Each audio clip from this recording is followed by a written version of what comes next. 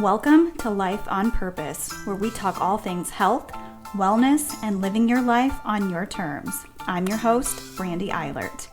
I'm a holistic health and wellness coach and creator of Brandy Eilert Wellness, where I help women with adrenal fatigue and chronic stress live a more holistic, purpose-filled life. You can find my content and services at wellness360coach.com/Brandy-Eilert. You can also find me at Brandy Eilert Holistic Wellness Coach on Facebook or Brandy Eilert Wellness Coach on Instagram. Now get ready to learn how to really live life on purpose. Welcome back to the Life on Purpose podcast. We are almost through the first month of the new year, and many people are still working on the resolutions or have already thrown in the towel, or some gave themselves a buffer month, given the complete shit show that January has been, or they're starting to work on their goals in February. Regardless of where you may be on working on your goals, give yourself some grace. It's been a rough year, and I'm here to help you through it all. These episodes are here to inspire, educate, and to get us all thinking about new and unique ways forward. We talk a lot on this show about health, wellness, purpose, and oftentimes it's from a woman's perspective. I've had a lot of really passionate, brave, incredible women on to share their knowledge, their stories, and their expertise. But how often in this field do we think about men? How often do we steer the conversation towards the very unique needs of men? The old adage, men are from Mars, women are from Venus, is not a fallacy. Men and women do oftentimes seem like they are from different planets altogether. We operate very differently, making relationships complicated and making our needs very unique. And because of the quote-unquote masculinity factor, the idea that masculinity at its core is what makes a man, they oftentimes miss the very real need for connection over the very instinctual need to provide, care for, take care of. Therein lies the missing link. But because I'm not a man, only an observer of men, I needed to bring someone on who had a very real-world, practical perspective on this topic. Today, you're going to hear my interview with Kevin O'Connor. Kevin, creator of Practical Masculinity, is a life coach, relationship guide, and dating whiz. He is also a man coach, which means he specializes in coaching men in particular. On the business side, Kevin works with entrepreneurs in building successful businesses, and he believes in health and wellness, and he practices both diligently. His perspective and ability to intuitively connect made him the perfect person to dig into this topic with. So let's go ahead and jump right into this interview with Kevin O'Connor.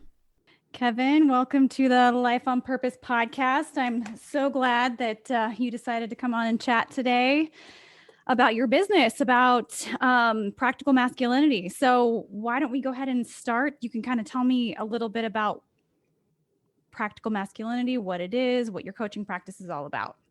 Absolutely. And it's a pleasure to be here. And I was looking forward to this podcast. In fact, I listened to your last podcast about death just a bit ago. And, practical masculinity is really like in life, we all have these tiny little deaths in our lives, and sometimes we avoid those, and sometimes we avoid stepping through the door into possibility. And obviously your last podcast was about a big transition, the final transition, but in life we are moving through new doorways all the time, and practical masculinity is is really where I focus on coaching men and men in relationship on stepping into their masculine and understanding and discovering what their role is in relationship and society, their purpose.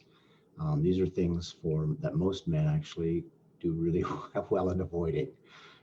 Men are always in movement. We're always making things happen. And actually that's the masculine is very prevalent in women as well now. We're always pushing forward, getting things done, taking action, being resourceful, problem solving. And sometimes we miss an opportunity to be able to connect with who we really are and what our purpose is. Most young men have ambitions, and they're, you can ask somebody who's growing up 10, 12, 13, what do you want to be when you grow up? You ask somebody who's 50, what do you want to be when you grow up? And they don't really think there's any other possibility than the way they're living their life now. So when I focus with men, I'm really at helping them understand what their vision is and where they are now and closing that gap. And sometimes that vision is focused really on helping them with overcoming a challenge, and sometimes that vision, that coaching is focused on helping them go to the next level, and they see potential in their lives. They feel like the time's running out. They want to go to the next level. So it's really about possibility and connecting. That's what I love to do.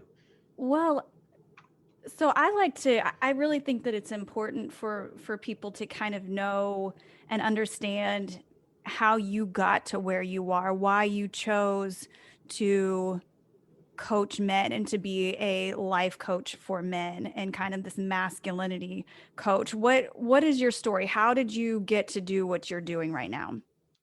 So my story is the same, very similar to millions of men in North America. So grew up in a family that promoted the positivity of importance of education.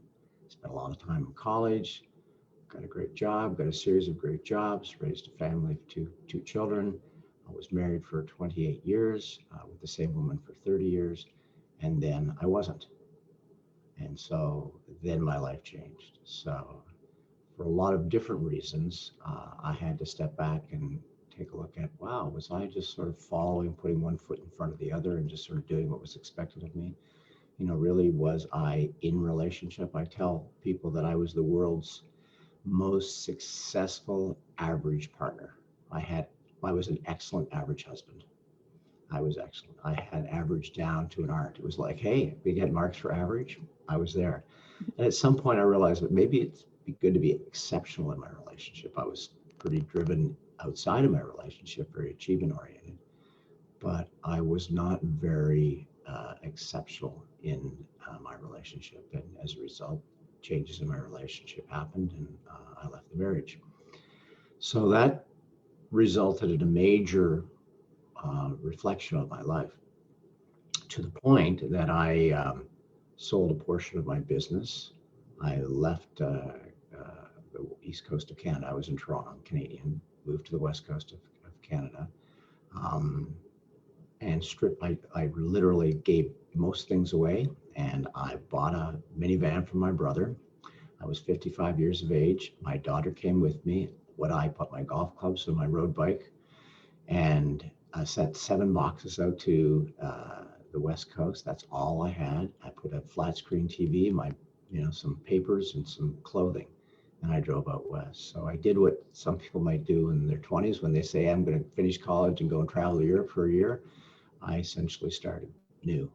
And so I wouldn't suggest that would be the only way to sort of get in touch with yourself. There's lots of little baby steps you could take. And in fact, you don't even have to leave your relationship to discover yourself. But in my case, I left my relationship and left my life and started new. I came down and did a fantastic leadership program in San Diego called Ascension Leadership Academy. Woke me up, kind of started to think about my life, and then started to realize that the life lessons I had learned in my middle age, in my 50s, were transferable to others. And so it took me a long time to learn these lessons. Maybe there's a way in which I can impart them on others, but they wouldn't have to go through the suffering. They could feel the pain of adjustment, but they wouldn't have to suffer through some of the things I suffered through. So yeah, I've been a CEO for years, started 12 businesses, very business oriented. And I thought, well, it's time to maybe switch my focus. So I do 2 things. I coach, and I'm also a business advisor to women entrepreneurs. So I coach women about using their intuition to map out their strategy. I think women's intuition is very powerful in business, and sometimes they're trained not to listen to themselves, so they're trained to do things a certain way. So, and then I focus on I'm working with men, and I like tough clients, like clients that have I'm the CEO of this, and this is the way it is, and I'm not going to see a psychologist or a social worker, and this is what it is. My kids are this. And it's like, yeah. So I don't want to. I sort of men who really are stuck are my favorite, because they're just me. I'm just coaching me all the time. Right. So how much of that would you say is what mainstream would call a midlife crisis? I mean, what exactly is a midlife crisis for? Because when you think about midlife crises, you think of men. Mm-hmm. I mean, that's So kind of a midlife, typical yeah. man label. So midlife crisis is a midlife awakening. It depends on what you do with that awakening. Do you go into crisis, or do you step into possibility? So sometimes we do both. So we have this typical perspective of the midlife crisis, like the guy's 50 years of age, he's successful, and then bam, he has an affair, and bam, he's cashed out his 401k, and he's got himself a little sports car, driving and then his girlfriend is 30, and it's like he's living life. So that is a way of expressing yourself at that time of your life. Ultimately, what's really going on is somebody is questioning the decisions they have made and the place they have arrived in their life. And often they don't have the support to be able to work through that. So they're questioning, gee, is this the marriage I chose? Is this really what I wanted? My relationship with my kids isn't that great. Did I really choose this career? What are my options? And so these other things become a distraction for them, a way of them having a bit of an endorphin hit, like, I'm going to live life. I'm going to get out there. I'm going to date lots of women, and I'm just going to feel things. So they use this situation and these stimuli as a way of pumping them up a little bit, because they are in a place where they are feeling very lost, and they are disconnected, and they are experiencing pain. And so when we experience pain, we self-medicate with things around us, and that may be a way in which they're doing that. But it is an awakening. And so how much of that is kind of a long-term effect of not feeling the things that they should have been feeling all along, or avoiding feeling things that they should have been feeling all along? So it's kind of this build up, or this tipping point that you reach after years and years and years of not really giving credence to the things that maybe were coming up along the way that they should have been dealing with.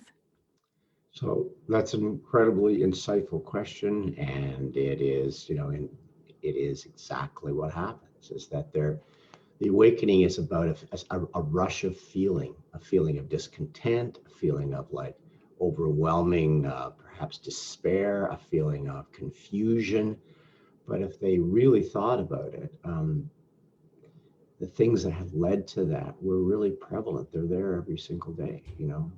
My ex-wife used to say to me after I left the marriage, she said to me, if you can't choose me each day, then, you shouldn't have been, if you can't choose me each day, you shouldn't have been with me.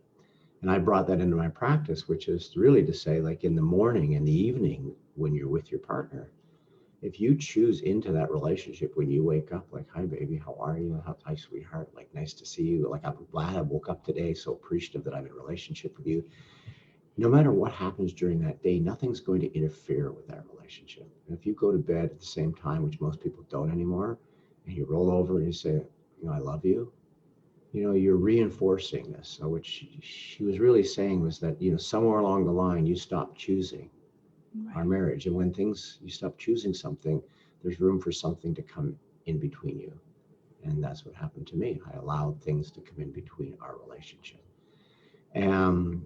So that speaks to mindfulness and being aware of what you have in your life, and being aware of what's troubling you, being aware that you're not sure of the answer to something, and being aware that you could use some support, and to understand that that's not a sign of weakness, that's actually a sign of strength. People talk about, well, a man doesn't talk about his feelings. And I say, well, a man who is cowardly doesn't talk about his feelings. And they go, whoa, whoa, whoa. It's like, what's the downside of talking about your feelings? And they dig in and they go, well, I feel kind of embarrassed, and, wished I knew the answer. Someone might make fun of me, or they'll, and it's like, and would it take courage to be able to face that and still, yeah, well, expressing your feelings is an act of courage. It's not an act of weakness. Right. And I think that needs to be kind of a societal change as we kind of look at it as a sign of weakness, especially, I have two sons, one of which is 12 and one of which is 3. So he's, the 3-year-old's obviously not there yet, but,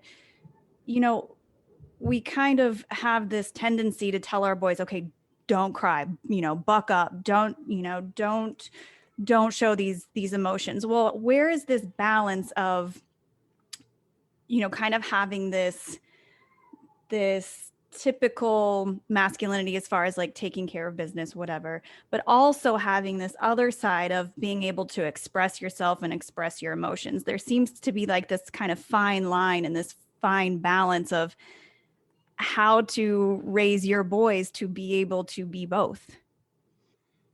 I think for me, and I have a 28-year-old son who's a professional athlete, and he's a pretty sensitive guy, but he's in a pretty tough sport. He's a hockey Yeah. player. So, there's been lots of, in my life, there's been lots of opportunity for him to experience pain. But I think he's well-rounded enough that just, I think the secret to that, the answer to that question is really about the expression of pain. So if that young guy is crying about something, he's experiencing pain, emotion, something.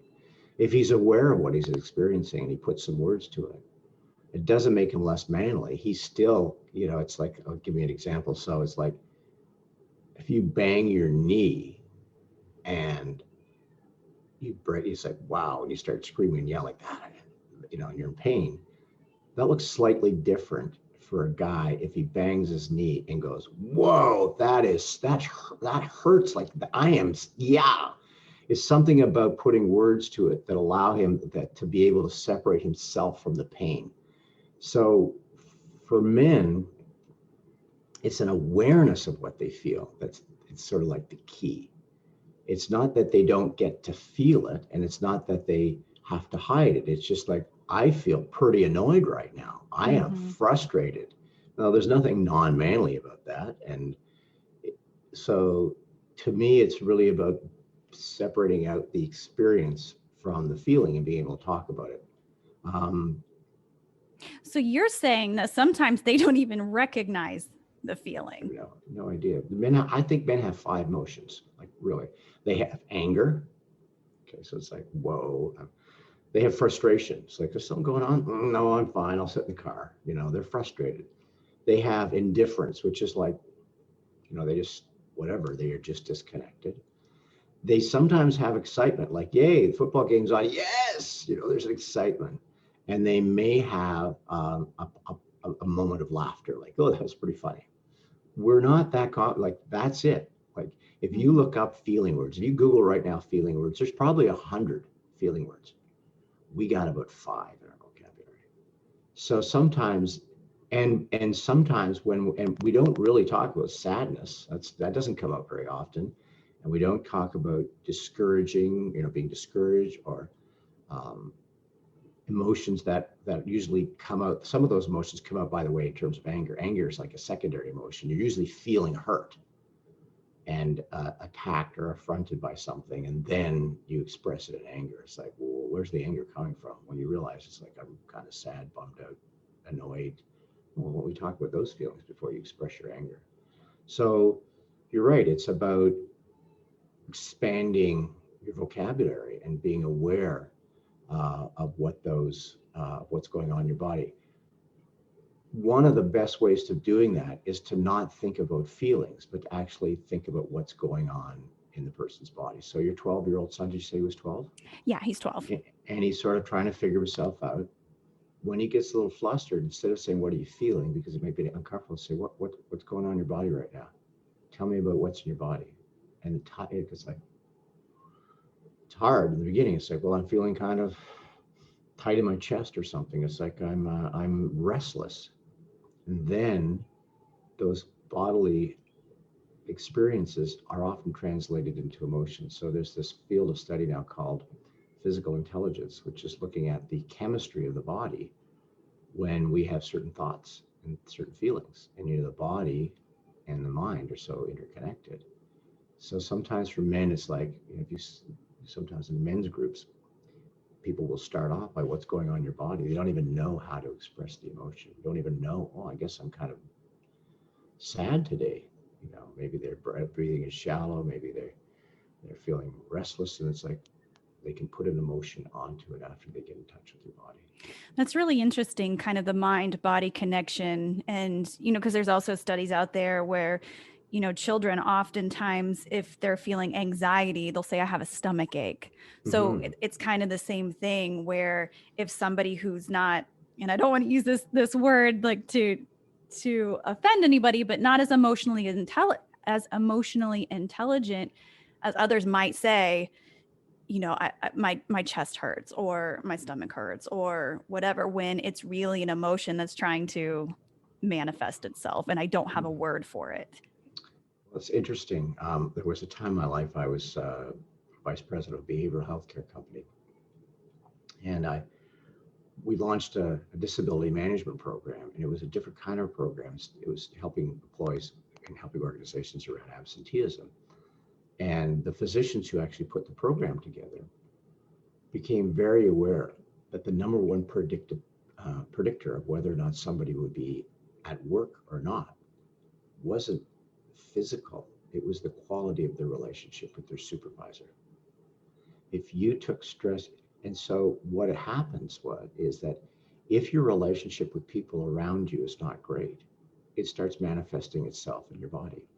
Mm-hmm. So since there wasn't a way to be able to say, I am really stressed around my boss, all of a sudden now it's like, well, the heart palpitation's going to work. What's going on with me? I'm feeling these things. And you go to the physician, they write you a note, and they say you've got some sort of generalized anxiety or something, get medicated. But the issue is that at work, the relationship, the quality of relationships in the environment is so toxic that your body starts reacting. And there's no systems in place in the workplace to be able to deal with that. So I guess I must be sick. And so then you start following the path toward, sickness and diagnosis. So it's the same way when someone has a stomach ache or a 12-year-old doesn't want to go to school. I don't want to school. I think I have the flu. And then 2 hours later, they're in front of the computer playing video games. It's like, it's really, no doubt he had a stomach ache. It's not like he made it up. Like I have to fake stomach ache so I don't go to school. But the anxiety and apprehension about going to school was so strong that it manifested itself in some sort of physical symptoms. So you're right, there's this mind-body connection.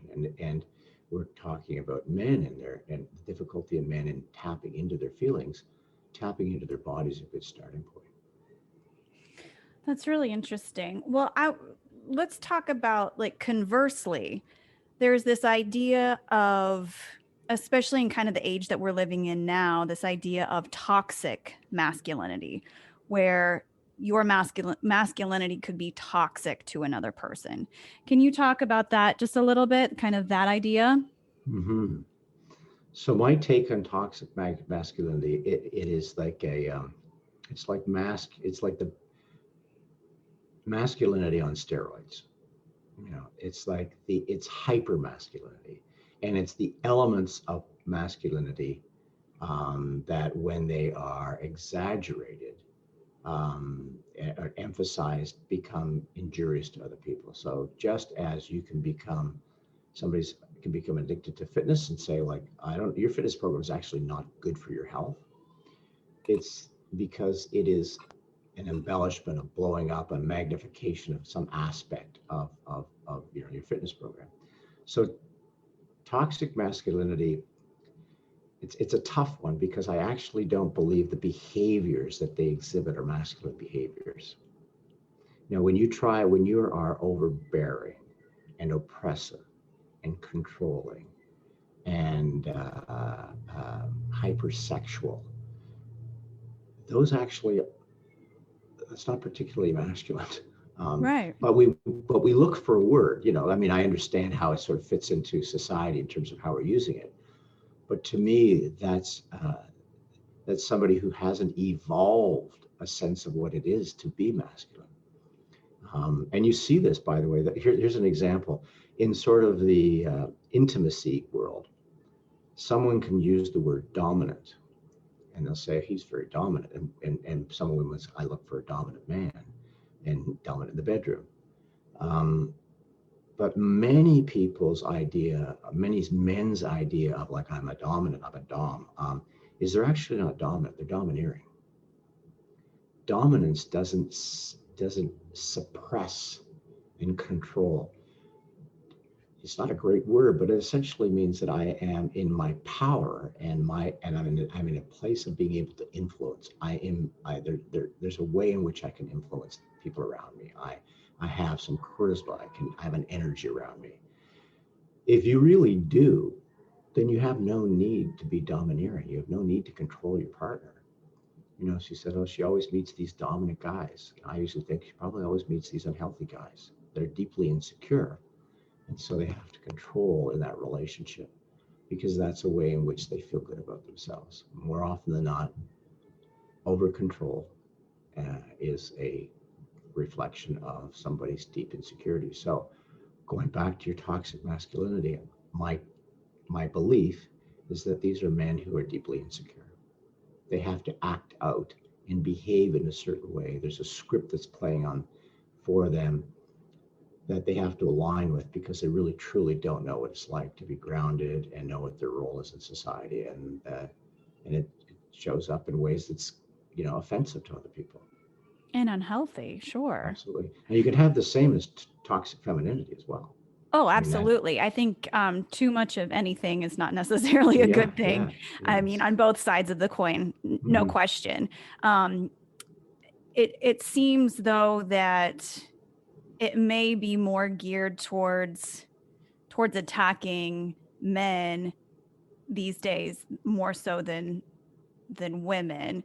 Um, Oh, it's definitely Although I more. don't think it's looked upon, and it hasn't been looked upon for it to be a good thing for women to have too much power in a situation or too much control in a situation. And I think it's really kind of unhealthy to look at it being a good thing for either a man or a woman to be too domineering in any situation.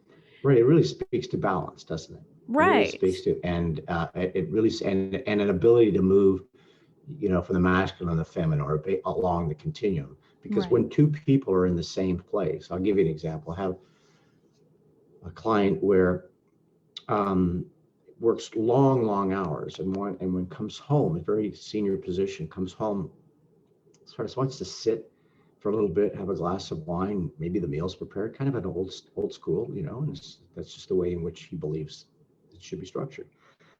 His wife is younger, they have young children, and at the end of the day, when her husband comes home, she wants to be able to sort of sit down and go, yes, I'm done for the day, take over for me.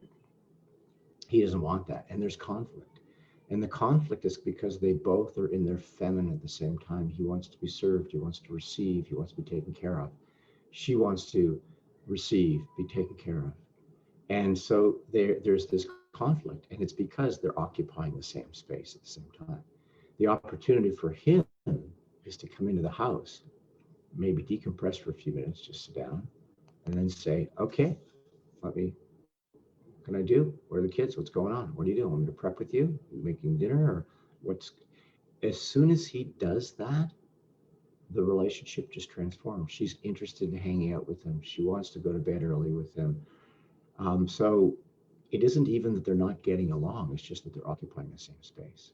And also that's happening now in society a lot because we have encouraged our daughters to be professionals, to make things happen, to be independent. And a lot of men are struggling with that because they are having difficulty with a strong woman. These alpha feminine women cause a lot of men some difficulty because the men do not have to react. They don't know how to react. They think they're in competition with the woman. So they think there's another masculine presence. And so there's this, we have to figure out where the hierarchy is. And sometimes that man feels emasculated in that relationship because his wife is fully making things happen. And often that's just really not an appreciation of the other side of the energy of the person, that extremely alpha, positive, make it happen woman actually does have an extremely feminine goddess divine energy. She's just having a difficult time tapping into that in relationship, and he doesn't know how to get at that. Mm-hmm. And then sometimes she doesn't know how to get at his feminine so that he isn't disconnected, and he never talks to me, never says anything. It's like, how do I get at that side of him? And it's that's one of the biggest challenges in relationships. People don't know how to find that, the other side of the other person, or she can't say, she is so in her power making things happen. She says, like, I just want him to look after me. I just want to feel looked after. Like, I don't want another child. I don't want to be doing all these things for him. I want him to look after me. I want him to say, hey, tonight we're going out, and not have to ask me where we're going. I want to say, book someplace for us to have dinner. I pick some food up. You just sit down. I just want to be taken care of. I don't want him to say, hey, what do you feel like doing tonight? Oh, I don't want to have to make another decision. You make the decision.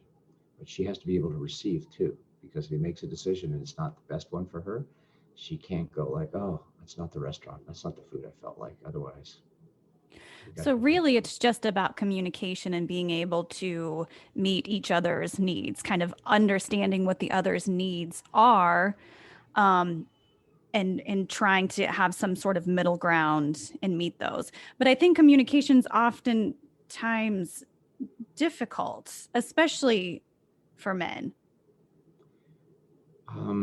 Men tell you things sometimes non-verbally. Right. And but you're right, it does distill down to communication and connection, right? I mean, if really you're sharing a house with somebody else, you're in a relationship with somebody else, there needs to be an exchange of information. Now, it doesn't have to necessarily come in the format that you're used to or you want, because you can't force a man to speak to you a certain way, but you can talk about what works for you in terms of what kind of messaging you're able to receive. And at least let them know what works for you.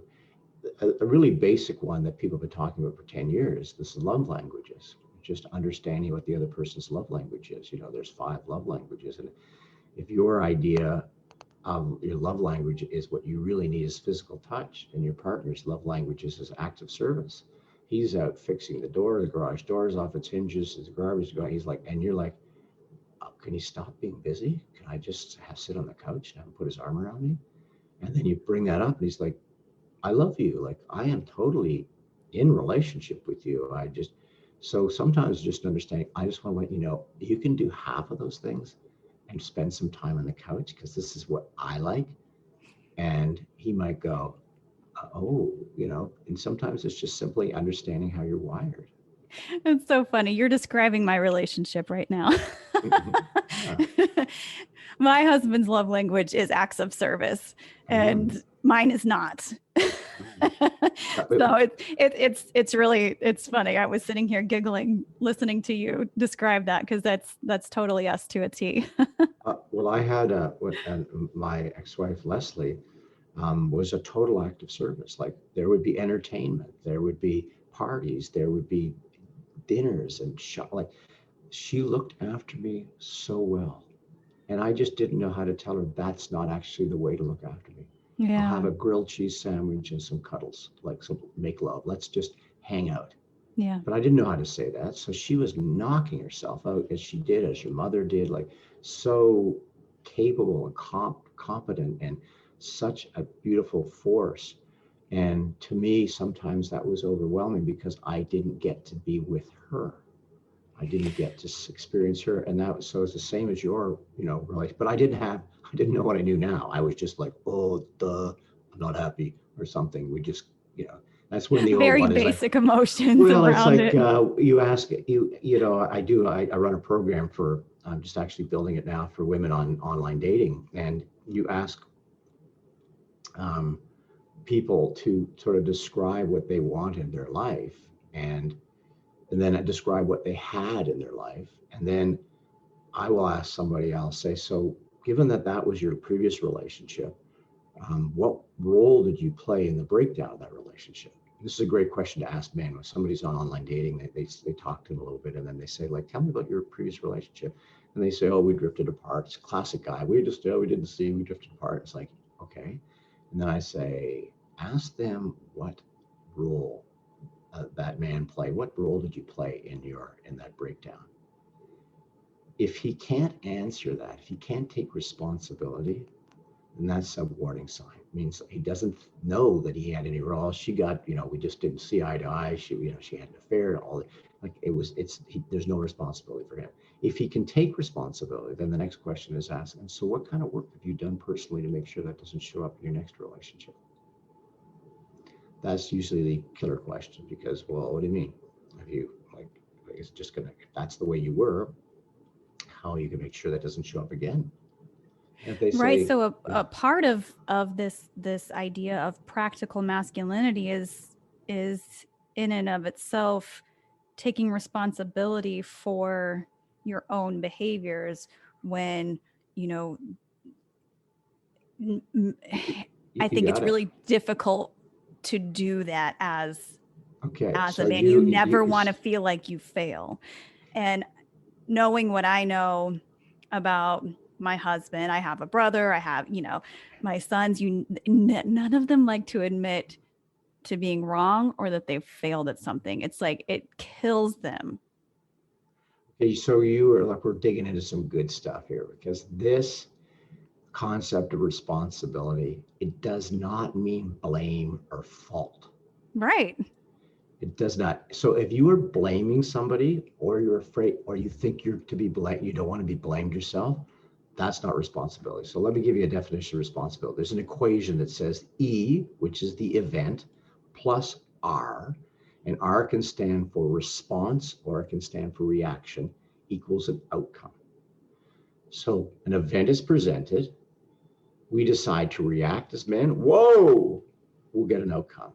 We decide to respond thoughtfully, we get a different outcome. So responsibility is recognizing that no matter what the event, no matter how egregious the behavior of the other person, there was something you can take responsibility for that would impact the outcome. So, and oftentimes that's the reaction. Yeah, if they're reacting, it's like, maybe I should have just thought through this and responded. Irrespective, it's recognizing that no matter what comes out, what that outcome was, there was something they could have done differently. So it really is the opposite of being in victim. In victim, oh my God, look what happened to me. Victim, oh my God, this has happened. The election was stolen from me. All these things, look, the world is against me, versus, wait a second, what's my response to those things? Because as soon as I respond, not only is the outcome different, could even be micro, like a little bit of outcome, but I feel different. I feel different. Something's happening to me all the time. And my Maria, she's always chewing me up. She's always giving me a hard time. We're always fighting. Like, it's like, yeah. So I say, well, what is it you might want to do differently? That, because you're giving away your power. As soon as you tell somebody that, as soon as you're pointing the finger at somebody, you did this, you've just given up your power. How opposite of the masculine concept of that is. Because when we're talking about masculinity, we're talking about being present, being, in action and making something happen. What about making harmony happen? What about diffusing the situation? Those are masculine activities. You don't have to point your finger and sit there and sulk. And so you said it exactly. Like the responsibility word is like, it's the first step. There's three pieces in creating a harmonious, a resilient, intimate relationship for men. Accept responsibility, take responsibility, not even accept it. Just like choose responsibility, choose to be in responsibility. Next one is choose honesty, complete honesty. Because we live in a world where you're half truths. We're living half truths all the time. And the I third couldn't one, agree with that more. is explore vulnerability. And vulnerability, we talked earlier about, is associated with courage. So, be courageous, be honest, and take responsibility. Even if your responsibility in your mind is like, well, I take 2% of responsibility for this breakdown, she can have 98%. The only thing you can change is your 2%. You cannot change the behavior of the other person. The only way it'll change is if you choose to change your own behavior. And then by virtue of that, the dynamic is changed. We call it the dance in couples therapy. The dance started, the event happens, we go into the dance. You did this, you did that. We get really comfortable with the dance, and there's really nothing that we're trying to prove the other person's wrong. We're right, we're wrong, we're right.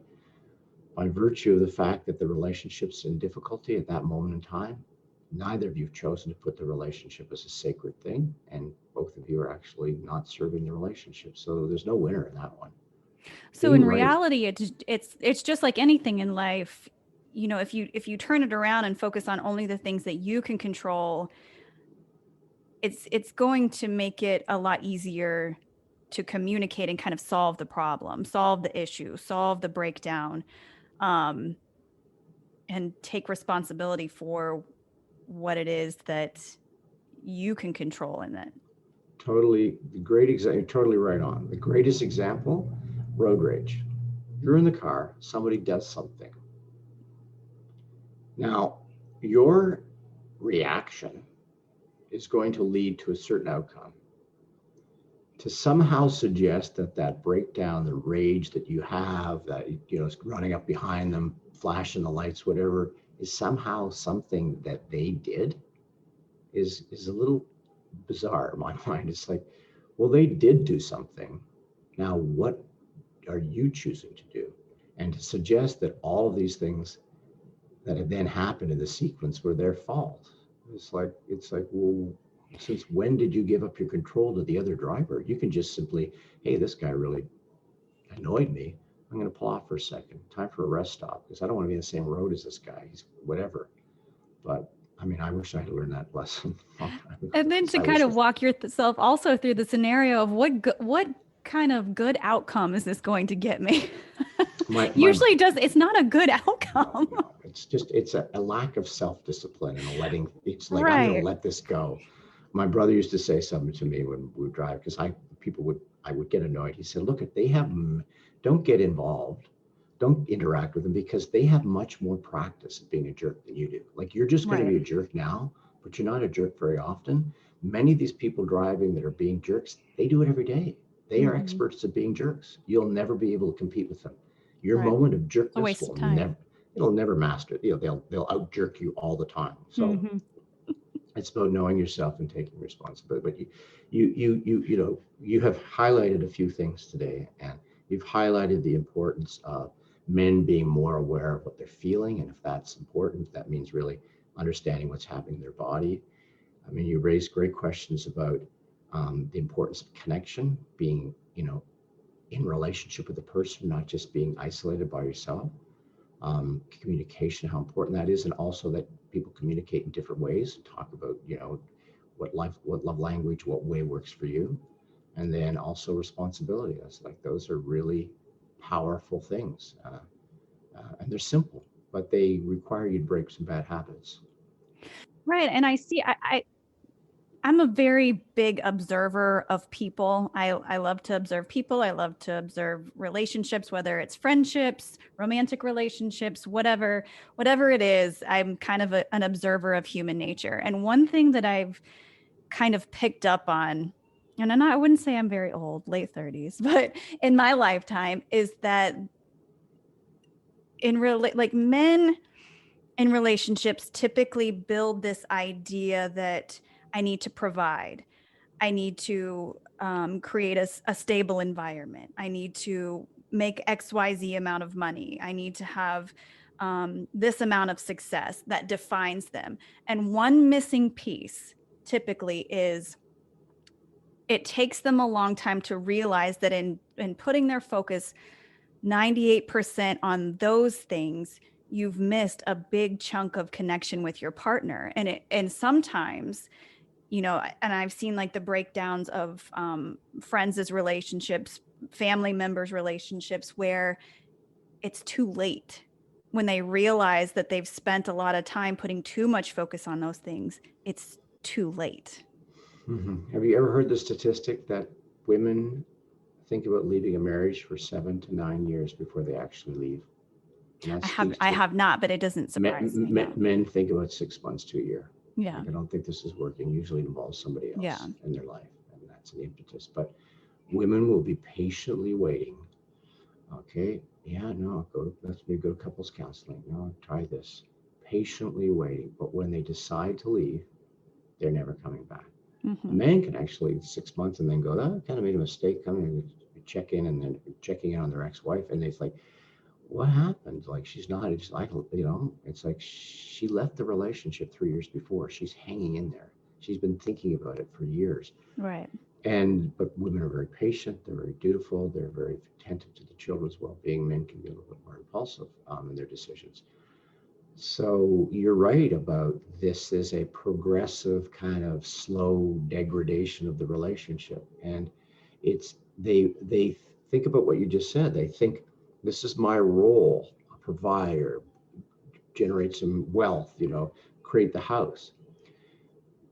But where in there is the focus on the relationship? Because, 1+1 should equal 3. You, me, together have this magical thing called relationship that's sacred. If I'm focusing on what I think I have to do, and you're patiently waiting, doing your best to make, to get along, the relationship got lost there. It's like, it's just nothing special happening. So men are clueless. And I don't mean it like, like we're clueless, but we're amazing. I'm not down on men, that's why I do this work, but I am, many times I say something like that, I'm really just referring to myself. Like I said, I was clueless. Yeah, absolutely. And it's because nobody really taught us. I ask guys this one. I like to ask guys this one. What do you do better now than you didn't do 15 years ago before you're married? And I'm a better golfer. I'm pretty good with my finances. Like, I rebuilt my 66 Mustang.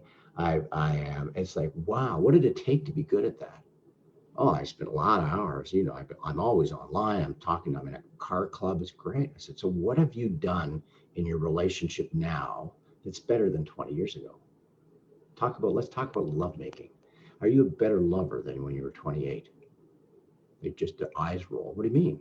Like you get in. So well, look at all that you've done to get these great returns and all these other hobbies. But you haven't spent any time on the relationship. How would you expect it to be better?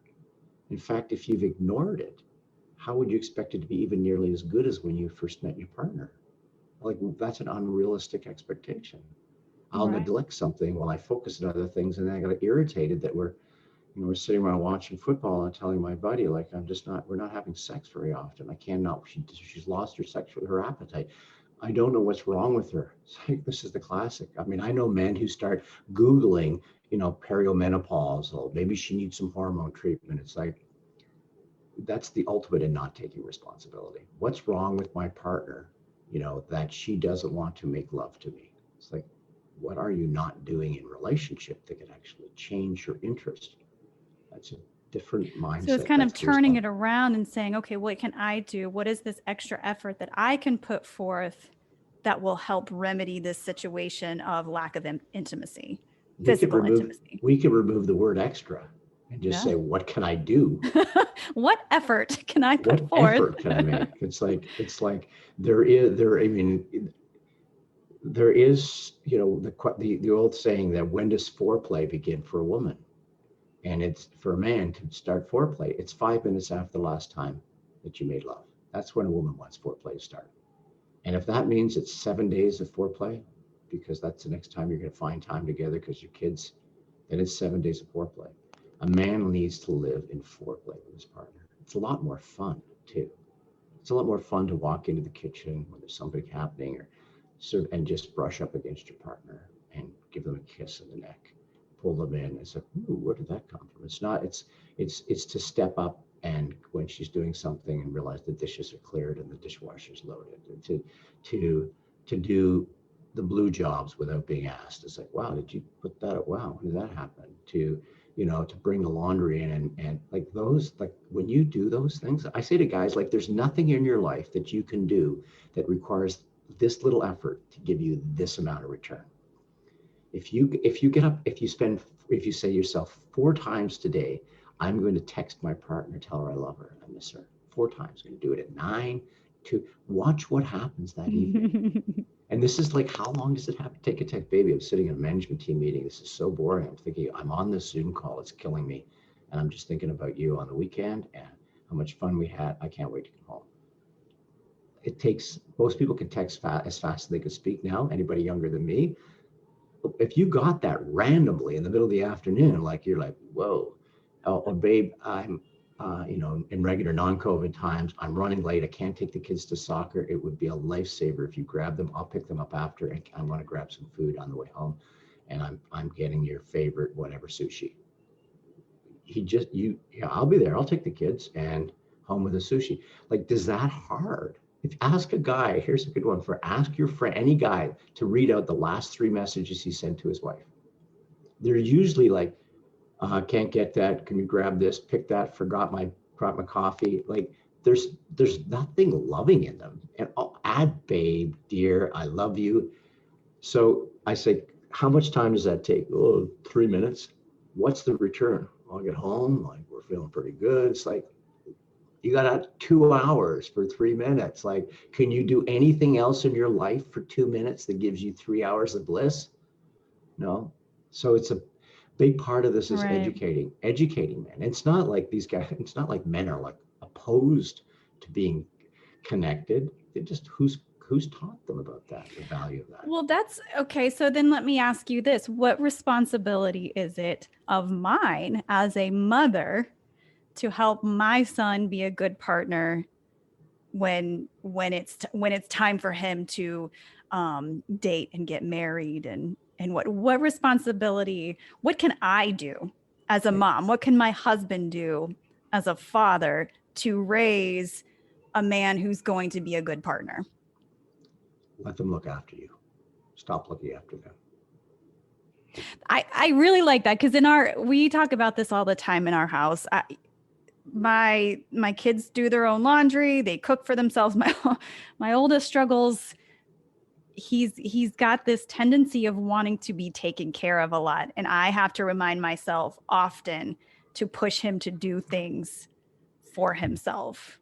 How many years is this your second marriage? No, this is my first. First one. Okay. Yep. So there's first and only so far. He was the only child for 9 years. No, I have a middle. Well, I have 3. So I have a 12-year-old boy, 10-year-old girl, 3-year-old boy. Okay. So how was the girl? 10. So they're 2.5 years apart, the boy and the girl. Okay. So why do you think he's like that? I don't know. Do you think he woke up one day and said, bring it on? Maybe he's the first, and I, was a new mom, and oh, trust me, I've already decided that a lot of this is me and what I did and did not do for the first couple of years of his life. So, without getting too personal, are you the primary caregiver of those 3, or is your husband actively involved? He's he travels a lot, but when he's here, he's very hands-on, very active. So, first of all, credit to you for having the 12-year-old do as much as he can, because there is an adage that says once a boy becomes 12, you don't do anything for them that he can do for himself. Obviously, you're driving him around, and obviously, if he's got a sort of a uni thought about what food is, you can broaden his horizons, and he's not just going to eat macaroni and cheese every day, because that he can make it. But the more he can do, the more that that he gets to do, because then he's actually gets the feeling of being taken care of. Now you see this exaggerated in single moms. There's a certain amount of guilt. I'm raising 2 kids, and the boy gets to be 14 or 15, and he's still expecting from his mom for her to do everything. And you think, well, why is it? And it's because underlying, if you get right down to it, it's like my kids are everything. I want them to have a happy life. I don't like to see them upset. He hasn't had a dad, and there hasn't been anybody around, and so I need to look after my kids. And so somehow associated with him being independent and doing things and expecting him to do things is some sort of like that I'm not being a good mom. Yeah. In fact, think through, if you do everything for him, when he goes into a relationship at 19, 18, he's going to expect to find someone who'll do everything for him. So he will be a man-child. He'll be expecting you. And children they're not particularly sexy. I mean, you do not want to sleep with someone you're looking after all the time. It's like he's a baby, he's a kid. Right. He'll get to be 30 years of age, and she'll be making all this doctor's appointments, reminding him of that, and then it'll be like time for lovemaking, and she'll be fantasizing about the fire chief, the capable guy who is just all about looking after his princess. And he'd be like, with this, you've got a handsome husband, he's beautiful and everything. Yeah, but he's kind of like my kid. Right.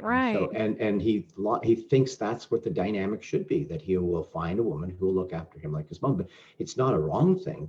And it happens in many cultures, and it actually works very well. You can go around the world and say, like, a mama's boy, and then he's looked after by his wife. And if it works, it works. But when it doesn't work, there's usually because something wasn't instilled on him in It's terms of where, detrimental. yeah. So, I Absolutely. mean, the fact that you're aware that your son has a tendency to want to be looked after, beautiful. And the fact that that he's doing a lot of stuff on his own, that's amazing. And so you just have to keep reminding him of how amazing it feels when he does something for you and for others on his own. Right, right. So I just had this conversation with a friend last night who was very upset. She went shopping. She's a 16-year-old boy. She's a single mom. Went shopping, got all the groceries. Comes back and says, "Can you help me unload the dish? Unload the. Can you bring some bags in from the car?" And he opposed her. Yeah, yeah, I'll get to it. I'll get to it. I'll get to it. And then he fell asleep. It was late in the evening, and it was like so upsetting. And I said, "What about if you, this? You know?" And it's easy for me to sit there, you know, tell people or suggest something. So what if you're saying, "Well, I'm going out to get shopping. I'm really tired. Here's the deal. I'll do the shopping rather than you come for me. But when I get home, when I show up, it'd be amazing if you unloaded the car. And So what did you do? set the expectations Yeah, and early. exactly. And what Yeah. did you just hear me say? I said that when you come home, I'll unload the car.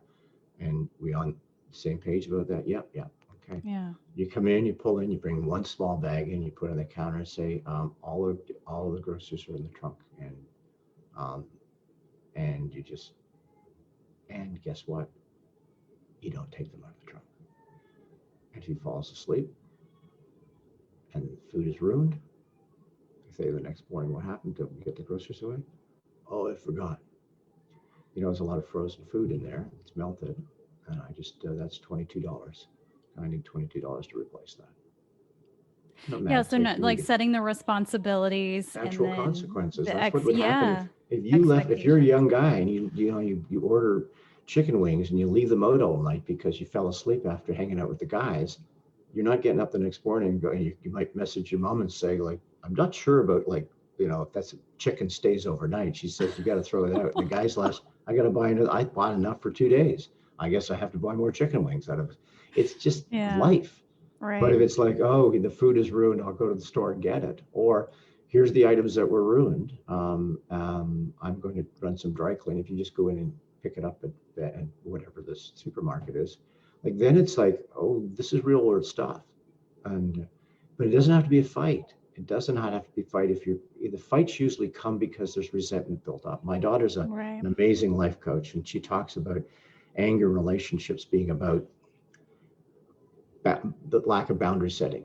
So you have a boundary, it's crossed, you have a boundary, it's crossed, and you don't deal with it and set that boundary with your partner. And eventually, you know, there's resentment building up and they do something 2 years later and you can remember the 3 times they did it 2 years before and you are furious. The guy's going like, what happened there? Like, and then you bring up, well, last year when your mom was there, it's like, that was last year. Like, what are we Right. doing talking about that? Because you didn't, the boundary wasn't set, the understanding wasn't there to avoid conflict, to do whatever, it was deferred. And then all of a sudden you've got this resentment. So usually breakdown with kids is that there's somebody's got resentment somewhere and Yeah, some sure. boundary hasn't been honored and you didn't stick with it. And now you're blowing up like, no, you're not going out tonight. Oh, Well, and I think just as in relationships, I love this phrase, and I love this idea is that you teach people how to treat you. By setting those boundaries and knowing what they're allowed to get away with, you are teaching them how to treat you basically, and what how far they can go. And I think that's the same thing in relationships, and I think that's the same thing in parenting as well. absolutely. And same thing in dating. Yeah. Amanda says, I'll text you in the morning. He doesn't text you unless next thing you know, you've texted in the afternoon. How's your morning? Yeah. Well, he's not going to, she's just going to reach out to me. Good. I don't have to do the work. Well, I Right. really liked him. I really liked him. It's like, if you really liked him, then you can get to show him what it's like to be in relationship with somebody who values themselves. If he didn't Right. message you, I guess the next day or so, you're going to unmatch him. He's not for you. You can't train him to treat you like the queen. He's either got it or not. So it's the same with your kids. It's like there's natural consequences, and that's when families really flow. And they just because everybody knows the clear expectations, and there's no like cruelty or punishment or like getting them back or wrong or right. It's just like, this needed to be done. This didn't get done. This is what happened. And it's like doing laundry. Have you ever had, I mean, you must have friends. My son was like this growing up until we taught him how to do, organize his laundry. But it was like, I don't have any socks. Mom, I don't have any shit. It's like, where's your laundry? Did you bring your laundry up to the laundry room? Did you throw it in? No. Pull a pair of dirty ones out. Oh, gross. I don't need underwear. It was like, they get it. As opposed to, oh, I'll run just a second. I'm going to get you some. And how many people do that? How many people drive their kids around? Like they're going to do something, going to do some shopping. Mom, I got to go see Fred today. Can you drive me? Mom, it's like, actually I have plans this afternoon. So maybe they can come over here. Yeah. I don't want to go. It's like, and then you get in the car and drive. Mm-hmm. And then you say later, and then 2 days later, he wants something and you blow up. Like, I'm always driving you. He's like, what's the problem? Like, where did that come from? You do always drive me. And that's why I keep asking you, because like, is there something that's changing? I didn't get the memo. Right. So it comes back again to your comment earlier about responsibility. Mm-hmm. It's like, if it's to be, it's up to me. And absolutely. Because you can't control it. Wow. So, I mean, all very, very, I guess the word is practical when it comes to, what it is to be in relationships as a masculine man or as a man. I mean, I don't even, how would you define masculine, I guess? To end this conversation, define masculine for me. Well, first of all, let me tell you, the masculine, feminine terminology is kind of going out of vogue. It's like anytime something gets talked about a lot, there's somebody going to come along and say that's no longer relevant. So there is just this, think about it as a continuum. One side of the continuum you have things getting done, moving forward, problems being solved, new paths being forged, things being moved out of the way, barriers being overcome. So we'll call that, for want of a better word, the masculine. On the other side, we have receiving, allowing things to come to you, peacemaking, collaboration, non-competition, the opposite, and that is the receiving. And if you can think about it in terms of just the way our physiology is designed. Something is brought to you and you receive it. Your man comes to, you're in bed. There is a complementary set of energy. There's complementary body parts. So that's that is. So when people say she's alpha and she's in her masculine, she is making things happen. She's all business and getting done. And she doesn't really have time, often because it's just to sort of go like, sit back. And when a woman takes care of a man, when the guy comes home and she won't let him, no, I'll get your dinner and everything like that, she's actually not being feminine. She's in her masculine. He's in his feminine because he's receiving. So people think, oh, well, isn't that selfish? It's how you get it's how you get recharged. You're plugging. I have to plug you in. If I don't plug you in and you go, take it in from your boys, take it in from your daughter, from your husband, yes, I am the queen, then how can you possibly put it out when you have to make things happen? You don't have your energy replenished. So it's a circle. It's reciprocity. It's being able to be on one side or the other. And it's not being stuck on one side. And a lot of women are getting stuck on one side, and a lot of men are getting stuck on the feminine. Make it happen for me. Make it happen for me. It's a strange thing. They think they're actually, you talk about they're not actually being in their masculine. They think it's masculine to have their woman wait on them. It's feminine. You tell them that, why? Your job is to look after your woman, your girl, your partner. Doesn't matter. It's not, by the way, it's not anything to do with gender. It's the same thing in same-sex relationships. You've got to have that, someone typically is a little bit more in their masculine and someone's a little more in their feminine. So, so just think about it.